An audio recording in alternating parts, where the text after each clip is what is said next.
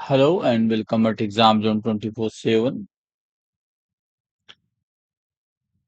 Today we will be going through next uh, session on interview guidance of your upcoming interview SBI CBO.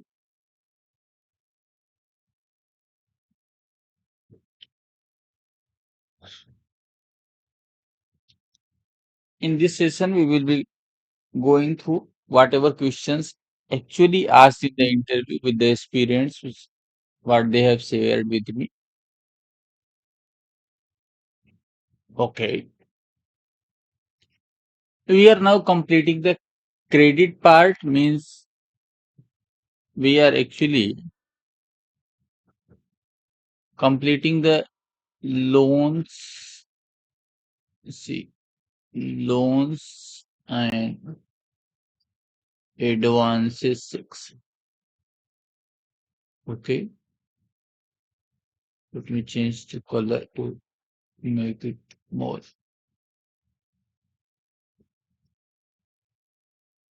Means we are going through the asset side of balance sheet. Even we will discuss the products also कि हम जो हम asset side discuss कर रहे हैं उसमें products कैसे हैं, और we will be going through focused on SBI only. Means कई सारी गाइडलाइंस ऐसी हैं जो बैंक टू बैंक डिफर करती हैं, they differ from one bank to another bank. तो we will be focusing on whatever enforce guidelines with SBI, but whenever you are attending the interview, you must have it in your mind that what are the guidelines for that product in your bank where you are working. If you are not working in credit, then also you should have an overview. Okay, overview of your bank's products,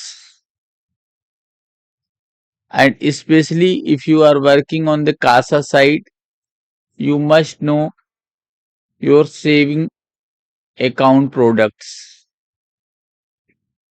and you must also know what is the difference, especially in interest rate offered by SBI and other, means your bank. This is the basic thing you need to know before attending the interview. Now,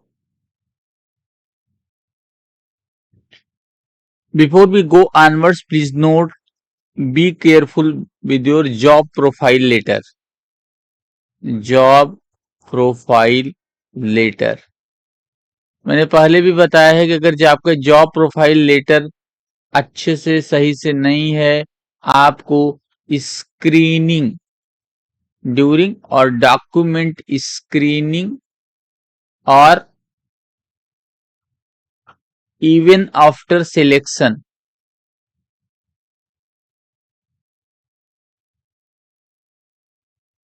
selection means final result, they may debar you. तो इस तरह से देखना कि आपका जो job profile है, job profile से मतलब ये है कि आपके प्रोफाइल में वो सब लिखा हो जो एक पब्लिक सेक्टर बैंक में असिस्टेंट मैनेजर ग्रेड होती है, वो प्राइवेट सेक्टर में deputy manager DM grade pay जाती है। क्योंकि प्राइवेट सेक्टर में एएम ग्रेड एक तरह से क्लेरिकल जॉब होती है। तो इस तरह से अगर आप इस ग्रेड में हैं भी, तो आप अपने जॉब प्रोफाइल को सही कराइए। यू नीड टू है कि आपने किस तरह से ऑफिसर लेवल पे काम किया है। अगर आप इंटरव्यू में ये बोलते हैं कि I was canvassing Kasa,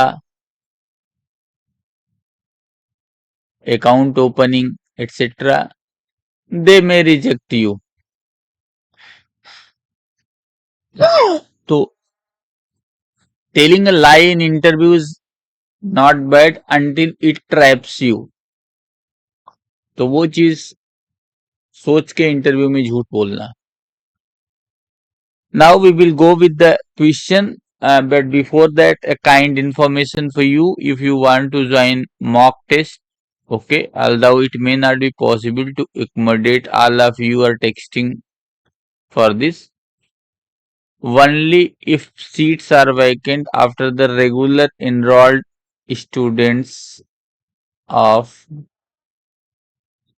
SAM Zone 247, then you will be admitted. Further, many of you are texting me for interview. Interview session is still not running. Till any update of written exam results. Okay. Now, this is the number. You must use WhatsApp. You will be getting reply within a day or 2 days. What's going on? Now, note this number. See, now we come to the question. This question was asked, how would you process a housing loan for 2 crores? See, what major people will say. Major people just jump to sanctioning process. Sir legal करा लेंगे, valuation करा लेंगे, income देख लेंगे, ठीक है, sanction करेंगे, disburse करेंगे, हो गया. अगर कोई बच्चा स्मार्ट होगा तो देन ही will be taking that monitoring also. But this should not be the way you will be answering to this.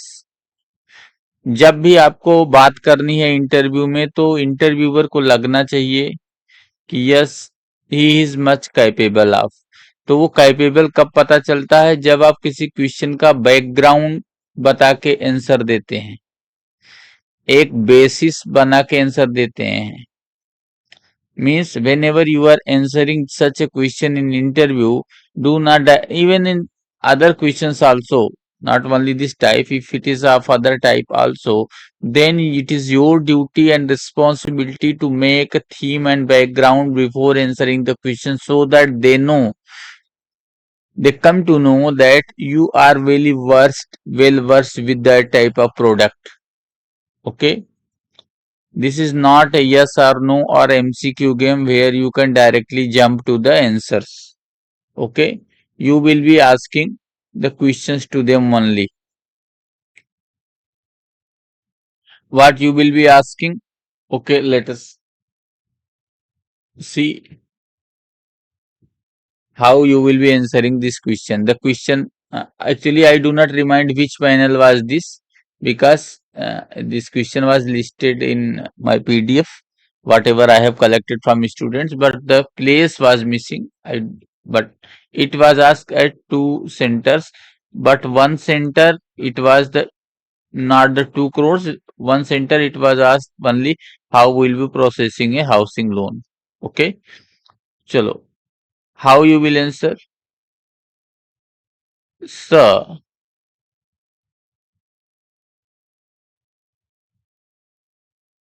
while going through processing, first we need to know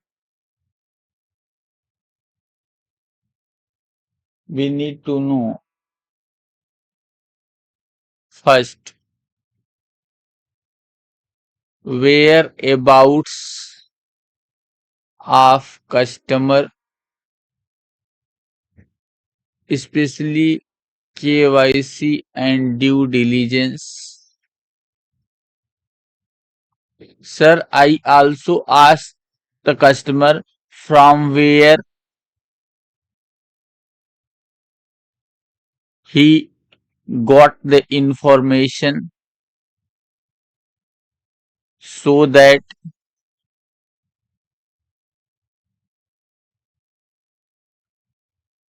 we may go through better marketability of our housing loan product. Okay, ये तो हो गया कि आप ये बता रहे हो कि भाई हम यही नहीं पता करते हैं कि कस्टमर कहाँ से आया है और क्या उसका ड्यू डिलिजेंस है, हम ये भी पता करते हैं कि उसको ये चीजें हमारे बैंक के बारे में कैसे कहाँ से पता चला और ये कैसे पता चला कि भाई लोन कहाँ से मिल रहा है या कैसे मिल रहा है। तो उससे हमारी एक मार्केटिंग स्ट्रेटजी बनती है जिससे हम ब्रांच के टारगेट्स को सरपास करते हैं और अचीव करते हैं। ये चीजें आपको अपने परफॉर्मेंस में कोट करना है। ओके, नाउ अब चलते हैं कि you will be saying, sir, processing of loan is generally governed by the eligibility criteria of borrower based on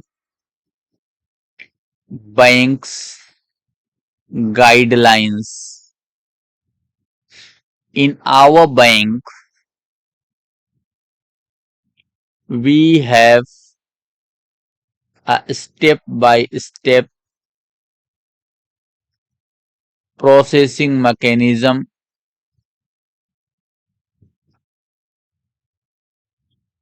okay, in which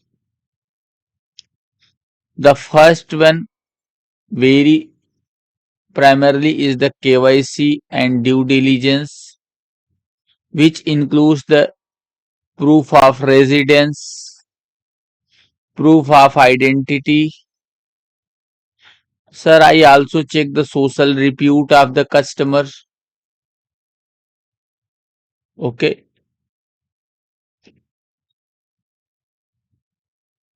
Next, very much, which is the very much of the importance is repayment capacity and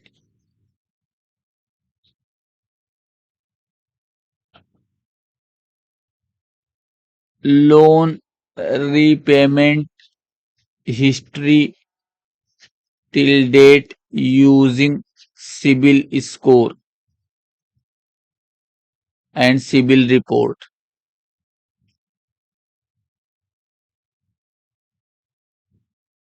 Okay.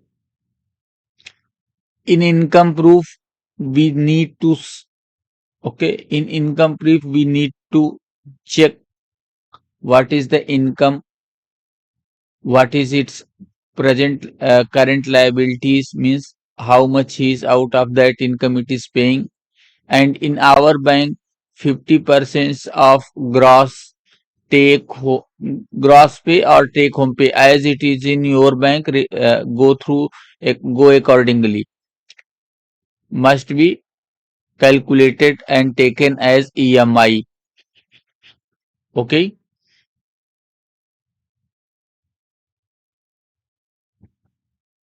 Wait a minute.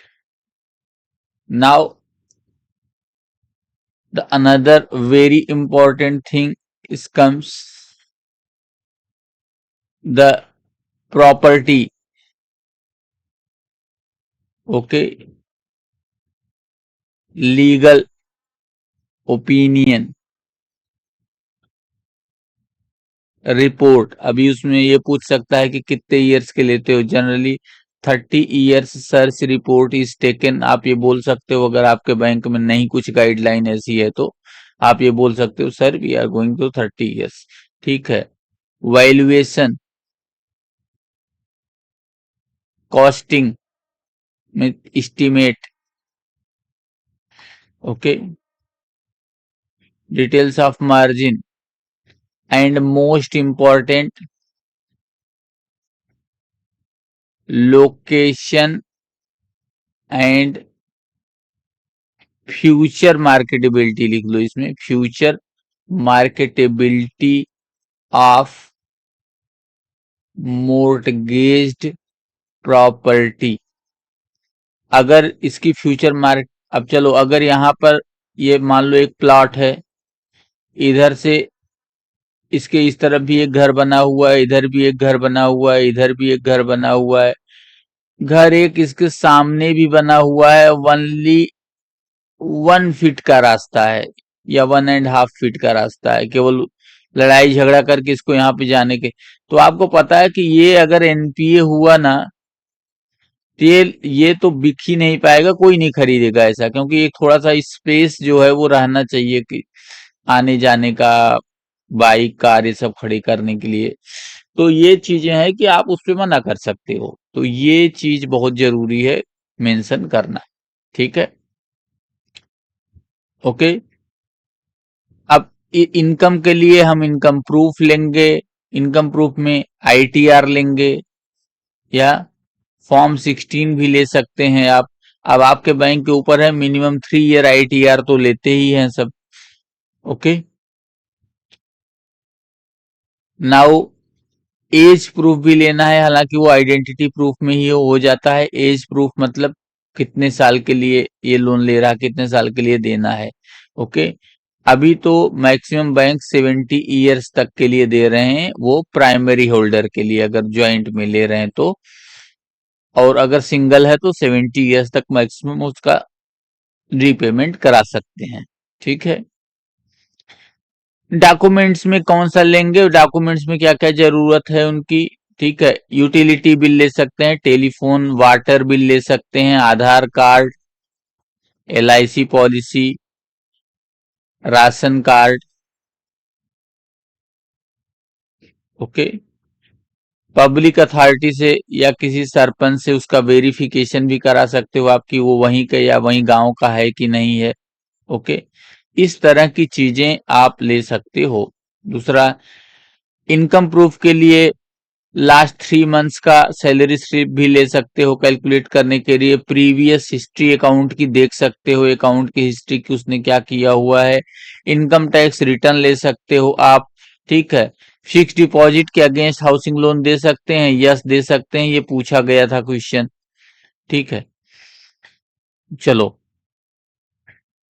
और LIC policy के against yes they सकते हैं।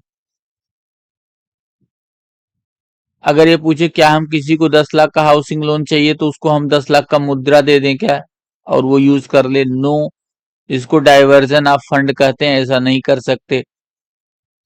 Okay, तो अब हम आते हैं कि इसको प्रोसेस कैसे करेंगे लोन को, how the loan will be processed. ये तो हमने आपको इंट्रोडक्शन दिया कि भाई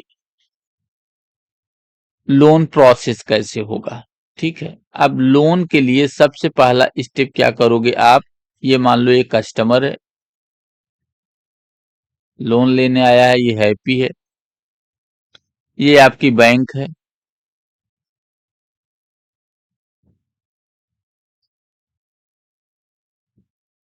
और ये यहाँ पर ये प्लॉट है जिसपे ये कंस्ट्रक्ट कर रहा है और बनवाएगा अपना घर।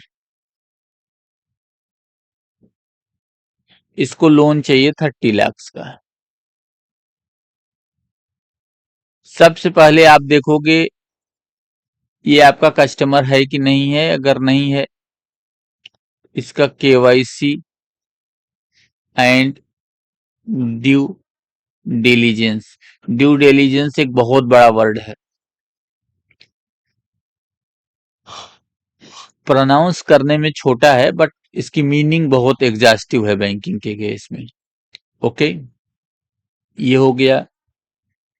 सेकंड आप देखोगे इसका, आप बोलोगे सर मैं सिविल देखता हूं, अगर इसकी पास्ट हिस्ट्री खराब है तो वैसे ही हम रिजेक्ट कर देते हैं, सिविल स्कोर इज बेटर और नॉट।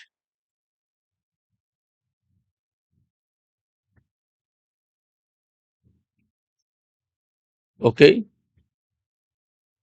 अच्छा, केवाईसी में ये रेजिडेंस प्रूफ और ये सब सब उसमें ही है, ठीक है। हाँ, अब सिविल स्कोर आ गया, तो अब आएगा income tax return to ensure repayment capacity,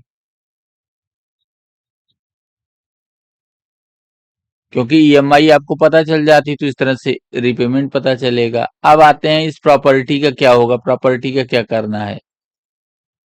तो property details means title deed, sale agreement या सेल डीड इस तरह से जो बनाया हो। Okay, now property details you got, then you need to have legal opinion about the property। अब अगर ये लीगल ओपिनियन सही आया तो आप बोलोगे कि भाई आपका वैल्यूएशन भी कराना पड़ेगा और प्लस एस्टीमेट भी देना पड़ेगा कि आपको कितने फ्लोर का बनाना है तो कितना खर्चा होगा। ये हो गया। अब अगर ये सही आ गया तो आपको क्या करना है, sanction of loan plus disbursement of loan. Sanction और डिसबर्समेंट करोगे, उसके बाद क्या होगा, उसके बाद घर बन जाएगा सैंक्शन डिसबर्समेंट के बाद। लेकिन अभी लोन का रीपेमेंट क्या होगा उसकी मॉनिटरिंग करनी है। आप यहाँ पर ये भी बोल सकते हो सर इसके बाद हम लोग क्रॉस सेलिंग भी कर देते हैं, इंश्योरेंस प्रोडक्ट का, जो हाउसिंग लोन लेते हैं वो इंश्योरेंस करा लेते हैं। करेक्ट।